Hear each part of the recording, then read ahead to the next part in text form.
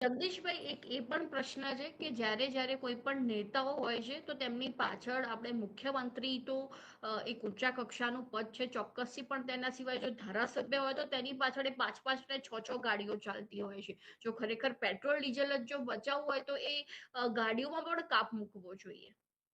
બેન આપણી પાસે નથી વાહન. જો એક વસ્તુ તમે દ્રષ્ટિકોણ હંમેશા બધું જ રાજકારણીને આપણે સોફ્ટ કોર્નર, તમે મસાલો પૂરો કરનાર. તમારા ઘરમાં કેટલા મેમ્બર છે ને કેટલા વાહન છે મને કયો, છે કે નહીં? જરૂર છે તો બધા વાપરો છો કે નહીં? મારા ઘરમાં છે, અમે 3 છે ને 3 વાહન છે. લ્યો તો કા મને એવી કરકસર હુકતી નથી. જો ચેરિટી બિગેન્સ ફ્રોમ હોમ, એવી રીતે પેલા સુંદરતા પામતા પેલા સુંદર એ બનવું પડે.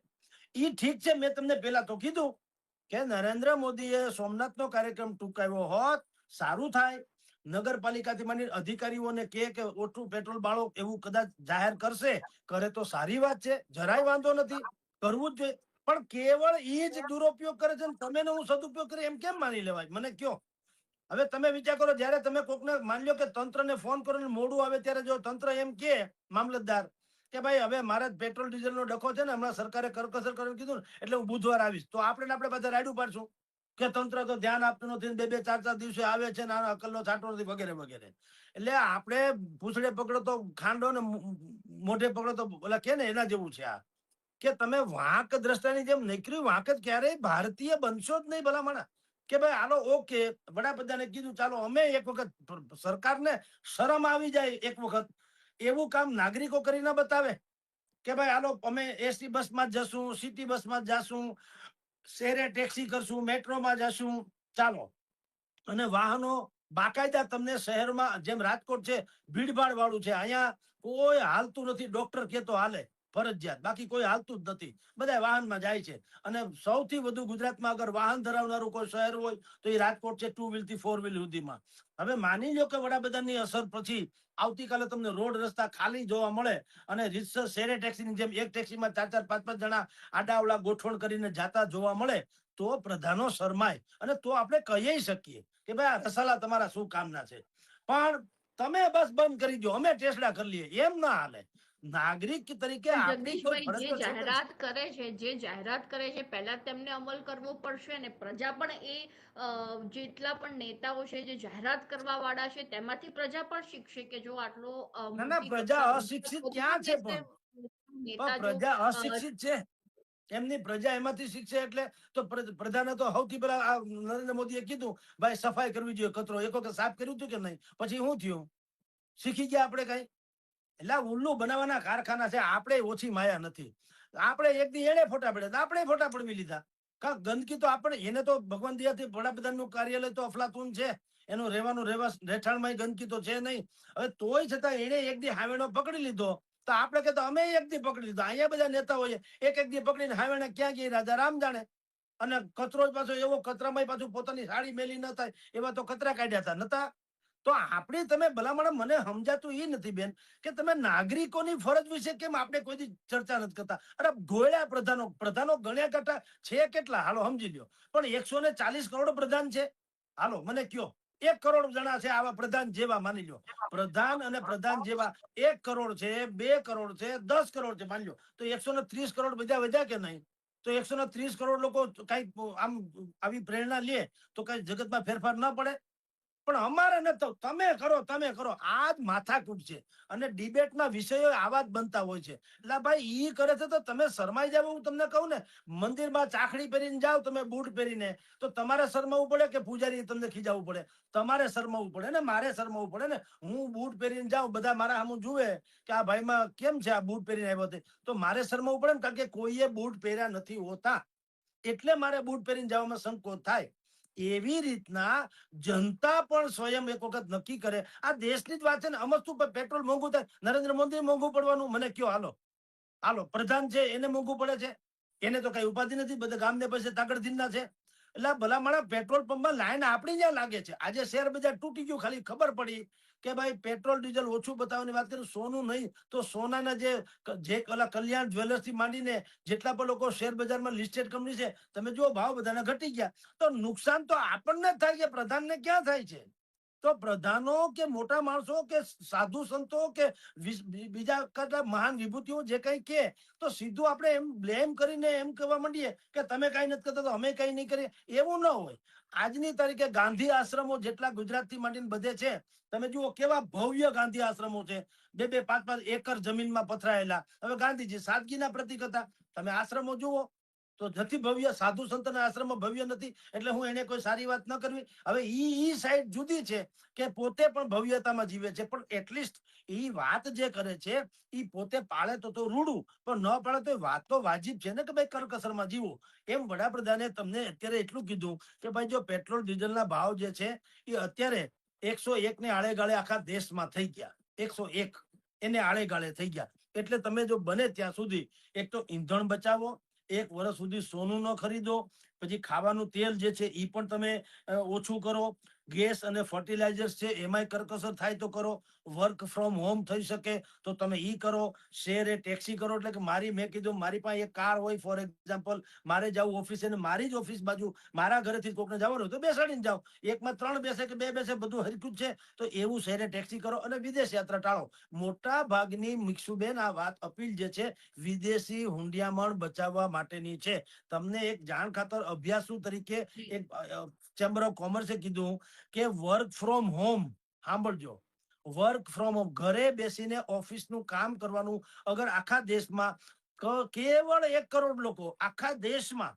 કેવળ 1 કરોડ લોકો એ અઠવાડિયામાં 3 જ દિવસ, આખું અઠવાડિયું પણ નહીં, અઠવાડિયામાં 3 જ દિવસ વર્ક ફ્રોમ હોમ જો કરે તો ભારતને 1 વર્ષે 17,000 કરોડ 17,000 કરોડ રૂપિયાની બચત થાય. બોલો, ખાલી 3 જ દિવસ વર્ક ફ્રોમ હોમ લેપટોપમાં કરી નાખે કામ, ઓફિસે ગયા વગર.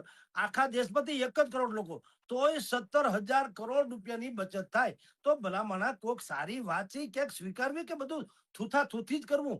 મેં આપને ટીકાની વાત તો કરી કે માન્યો કે સોમનાથનો કાર્યક્રમ ન કર્યો હોત તો સારું જ હતું, એમાં ના નથી, તો કહું જ છું કે ભાઈ એને એમ જ કેવું છે કે ભાઈ મારે ખરેખર સોમનાથનો કાર્યક્રમ કરવો હતો, પણ હવે આ અત્યારે મને એમ લાગે છે કે સ્થિતિ બરાબર નથી, તો હું એ કાર્યક્રમ ટૂંકાવું છું અને ઓનલાઈન હું કરી નાખું, એ જુદી હોય. પણ ઈ સોનામાં સુગંધ ભળે એમાં ના નહીં. પણ એટલે હવે તમે નથી પાડતા તો અમને શું કામ કયો છો, ઈ વાત બરાબર નથી. જનતાને આખી એક મેસેજ આપવો હોય તો જનતાએ થોડો કોઓપરેટ કરવામાં ફાયદો કે ગેરફાયદો આપણને જ છે ને. આપની જાણ ખાતર બેન, અત્યારે જો સોનું જે છે 1.5 લાખ 1,54,000 રૂપિયાના ભાવની આળે ગાળે વેચાય છે, રાઈટ? આપણા દેશમાં વર્ષે 700 થી 800 ટન સોનાની આવક એટલે ખપત છે. આપણે ઇમ્પોર્ટ કરી 700 થી 800 ટન, બરાબર? હવે સોનું જે છે એ શું કામ મોંઘું થઈ ગયું છે કે ઓલા વેનેઝુએલામાંથી એના રાષ્ટ્રપતિને અમેરિકાએ પકડ્યા ત્યારથી ડખે ચડ્યું અર્થતંત્ર દુનિયાભરનું. અને પછી ચીન, તુર્કી, પછી કઝાકિસ્તાન, ભારત, પોલેન્ડ, આ બધાની જે રિઝર્વ બેંકો હોય, જેમ આપણે રિઝર્વ બેંક છે, બધાની કેન્દ્રીય બેંકો છે, એને મોટા પાયે સોનું ખરીદી લીધું. વિશ્વમાં અમુક આર્થિક જેને કહેવાય ને બળ કે તાકાત, એ જેની પાસે જેટલું વધારે માત્રામાં સોનું એટલો એ સક્ષમ દેશ કહેવાય. એટલે બધાએ મોટા પાયે ખરીદી પણ સોનાની કરી લીધી. એટલે સોનાના ભાવ વચ્ચે તો તમને ખબર છે તો બહુ ભાવ વધ્યા હતા. 2015 પછી આજ સુધીમાં 60% ભાવ વધારો થયો હતો. હમણાં વળી થોડોક હળવો થયો, તો 1,54,000 કે 1.5 લાખ ની આળે ગાળે તો છે.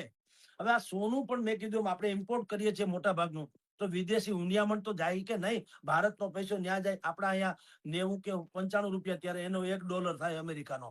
તો એ વિદેશી હુંડિયામણ જો બચે માની લ્યો તો ઈ પૈસો, જે મેં ઓલા 17,000 કરોડ રૂપિયાની વાત કરી, એવું તમને હું પ્રવાસન વિભાગની વાત કરું કે જો પ્રવાસન વિભાગમાં, એટલે સરકારે શું કીધું અત્યારે નરેન્દ્ર મોદીએ, વિદેશની યાત્રા જે હરવા ફરવા આપણે જતા હોય વેકેશનમાં, એ કદાચ ટાળો તો હાલે એકાદ વર્ષ એમ. હવે એમાં કઈ ફર્યા વગર કઈ એમાં આપણે કઈ લુખું ખાતા નથી. હું ગિરનારમાં આજે જાઉં કે 2 વર્ષ પછી જાઉં, એનું એકેય પગથિયું ઓછું નથી થવાનું.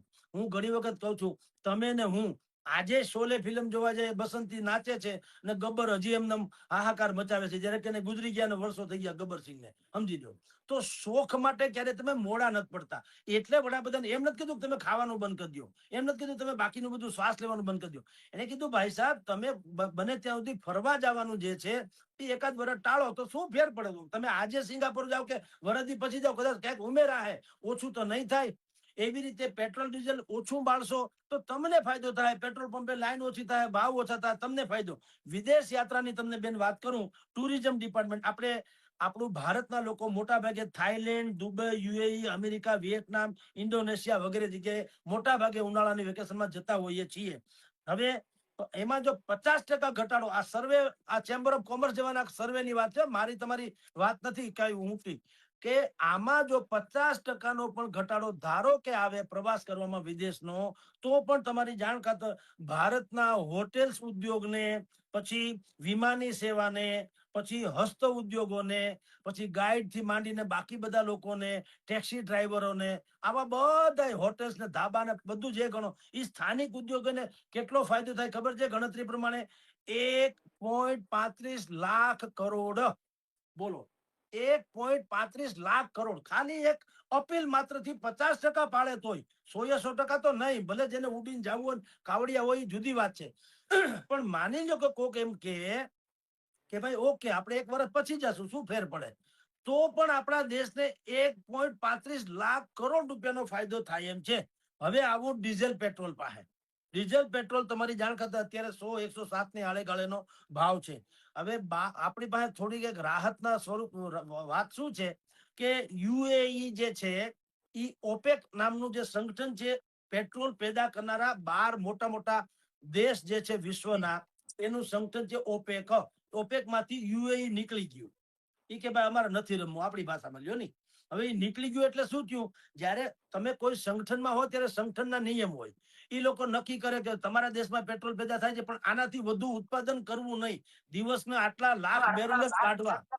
હવે એવું છે નહીં, આ યુએઈ નીકળી ગયું ને યુએઈ થી આપણે મોટા ભાગે પેટ્રોલ લઈએ પણ છીએ. હવે યુએઈ ઓપેક માંથી નીકળી ગયું એટલે એ તો ધારે એટલું ઉત્પાદન કરી શકે, ઉત્પાદન કરે એટલે આપણે ધારે એટલું મેળવી પણ શકીએ. પણ ભારત સરકાર 91% જેટલું આ પેટ્રોલ ડીઝલ છે આયાત કરે છે. હવે એમાં સરકાર જો અપીલ કરે કે ભાઈ તમે ઓછું વાપરો અને એમાં 5-50% ફેર પડે, તો આસમાન જમીનની ઇકોનોમીની દ્રષ્ટિએ ફેર પડે, વિદેશી હુંડિયામણ બચે અને એ આપણા દેશમાં વપરાય, આપણો પૈસો આપણામાં વપરાય. હું સિંગાપોર જાઉં એના કરતા શનિ સિંગડાપુર જાઉં તો પૈસો અહીંયા રે કે બહાર રે? શનિ સિંગડાપુરમાં રે કે નહીં? એના ફૂલ વાળો, એની અગરબત્તી વાળો, એની પૂજારી, એના ફલાણા, એનું ઢીકણું, એનો આપણા બસ, આપણી ટ્રાવેલ, આપણી હોટલ શનિ સિંગડાપુરમાં સિંગાપુરમાં ફેર કે નહીં? તો સરકાર કરકસરની વાત કરે છે ને. તો માની લો કે ઈ નથી પાળતા, ઈ ટીકા એક જુદી વાત છે, હાલો 100% વાત સાચી. પણ કેવળ એમ અટકીને તમે નથી પાડતું તો અમે નહીં પાડીએ એમ નહીં. તમે નથી પાડતા એની ટીકા અને અમે પાળીએ છીએ એની ગરિમા, તો સરકારને જ લાંછન લાગે, સરકારને પણ શરમ આવે કે ભાઈ લોકોએ જયારે આ બધું પાળવાનું શરૂ કર્યું, ચાલો આપણે કરીએ. તો મને લાગે સરકાર તો હું જીઆર બાર પાડી દે, ભાઈ સરકારી કર્મચારીઓ જેટલા છે, અધિકારીઓ જે સરકારી વાહનો છે, એ તો રાતોરાત જમા થઈ જાય, જેમ ચૂંટણી આચારસંહિતા જમા થઈ જાય છે એમ. પણ ભલામણ બધું એને આધારે છોડી દે એ લોકો. હું એમ કહું જનતાએ પણ કેવું છે ઓકે ચાલો, મેં હમણાં આજ તક નામની ચેનલમાં અનેક લોકોને મેં કાર ચલાવનારા બહેનો ભાઈઓ બધાને મેં જોયા. એને બધામાં તમે જુઓ આજ તક ચેનલમાં એમાં આવ્યું જ છે કાયદેસર. એ લોકોએ કીધું કે ભાઈ અમે વી આર વિથ પીએમ. વડાપ્રધાને જે વાત કરી છે એ સારી વાત છે, આપણા માટે જ છે. તો દેશની જરૂરિયાત છે અત્યારે. દેશ માટે મરી ફીટવાની જરૂર નથી, હવે દેશ માટે જીવવાની જરૂર છે. તો અમે બિલકુલ એનું પાલન કરીશું. શક્ય હોય ત્યાં સુધી વિદેશ યાત્રા ટાળશું, શક્ય હોય ત્યાંથી વર્ક ફ્રોમ હોમ કરશું, શક્ય હોય ત્યાંથી શેરે ટેક્સી કરશું, શક્ય હોય ત્યાંથી સોનું નહીં ખરીદીએ, વગેરે વગેરે. તો એમાં કઈ ખોટું નથી કે કરકસરનું કહેતો. એટલે મારી દ્રષ્ટિએ એક અપીલ છે એ સારી છે. એનું અનુસરણ પોતે કરે તો વેલ એન્ડ ગુડ, અનુસરણ ન કરે તો જનતાએ અનુસરણ કરી અને એ લોકોને શોભીલા પાડવાની જરૂર છે. જી મિક્ષુબેન. જી જગદીશભાઈ, શું લાગી રહ્યું છે, લોકડાઉન આવશે ભારતમાં? જો બેન, સિચ્યુએશન અત્યારે આમ જુઓ તો ગંભીર છે નહીં, પણ આજે જે રીતે ટ્રમ્પે ઘુરકિયા કર્યા ઈરાનની સામે, ઈ જોતા એમ લાગે છે કે હવે થોડીક કાઉન્ટડાઉન શરૂ થયું છે. એટલે સ્થિતિ થોડી, નહીતર વડાપ્રધાન જેવી હસ્તી આટલી મોટી આમ 9 સ્ટેપ જે ગણાવ્યા એ બુદ્ધિપૂર્વક જાહેર સભામાં કે નહીં. એને ખબર છે કે આવું બોલવાથી અફડાતફડી મચી શકે છે અને મચી પણ ગઈ. શેર બજાર જુઓ ડાઉન થયું, હાહાકાર મચી ગયો બધા શેર બજાર. તો અસર તો થવાની. વડાપ્રધાન જેવી હસ્તી બોલે ત્યારે સ્વાભાવિક જ અસર થવાની. વચ્ચે એક વખત વડાપ્રધાન ખાલી બોલ્યા હતા તો તમે જુઓ પેટ્રોલ પંપે લાંબી લાંબી લાઈનો મંડીથી લાગવાની, પછી બધા સરકારે બહુ જ માથાપડી કરી ત્યારે મેળ પડ્યો. તો લોકડાઉનની સ્થિતિ એ નહીં હોય અત્યારે નથી, પણ નહીં જ આવે એવું કહી શકાય એમ નથી. કારણ કે આપણો બધું આધારિત તો ડીઝલ પેટ્રોલ તો પરદેશથી જ મગાવીએ છીએ મોટા ભાગનું. હવે ઇથોનિલ બિથોનિલ વાતી જે ગડકરીજી વાત કરે છે ને ઇલેક્ટ્રોનિક વાહનોની વાત કરે છે, એ આપણે પર્યાપ્ત માત્રામાં નથી. જેટલી માત્રામાં જોઈએ એટલા છે નહીં. એટલે સંભવ છે કે અત્યારે કરકસરની વાત કરી એટલે તમને મેન્ટલી પ્રિપેર કરે કે આગામી સમયમાં આનાથી વધુ કોઈ કડક નિર્ણય કરવાનો